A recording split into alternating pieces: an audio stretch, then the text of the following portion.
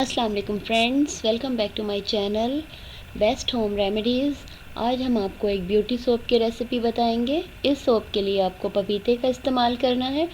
जैसे कि आप जानते हैं कि पपीता जिल्द की खूबसूरती बढ़ाने और जिल्द के मसाइल हल करने में नहायत अहम किरदार अदा करता है, और इस साबुन का अहम जुज़ होने की वजह से ये साबुन भी आपके इन तमाम प्रॉब्लम्स को ख़त्म करेगा जिनके लिए पपीता मौसर है। ये आपके जल्द को नमी बख्शता है, रंग साफ़ करता है। अगर मुहासों की वजह से आपके निशानात बाकी रह गए हैं या अगर आप अनइवन पिगमेंटेशन में मुब्तला हैं तो ये सोप आपकी बेहतर मदद कर सकता है। आप इस साबुन के इस्तेमाल से चेहरे की झुर्रियों, आँखों के डार्क सर्कल्स और सन टैन से बआसानी निजात हासिल कर सकते हैं। पपीते के अलावा साबुन में इस्तेमाल होने वाले दीगर तमाम अज्जा भी जिल्द की खूबसूरती में नहायत अहम किरदार अदा करते हैं। अगर आप अपनी जिल्द के मसाइल के हल के साथ साथ आइंदा भी अपनी जिल्द को खूबसूरत रखना चाहते हैं तो इस साबुन का इस्तेमाल अपनी जिल्द की रोज़मर्रा देखभाल के मामूल में शामिल कर लें।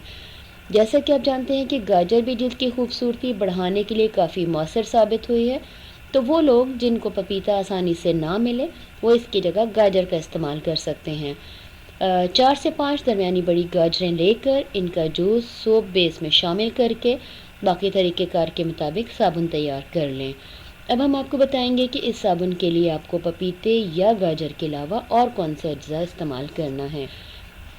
अगर आप पपीता इस्तेमाल कर रहे हैं तो एक अदद दरमियाना पर पपीता ले लें और ट्रांसपेरेंट साबुन के 2 केक्स आप ले सकते हैं। ग्लिसरीन 2 खाने के चम्मच, नारियल का तेल 2 खाने के चम्मच, विटामिन ई ऑयल 2 खाने के चम्मच, शहद 1 चाय का चम्मच और लीमू आधा टुकड़ा, यानी उसका रस इस्तेमाल करना है आपको।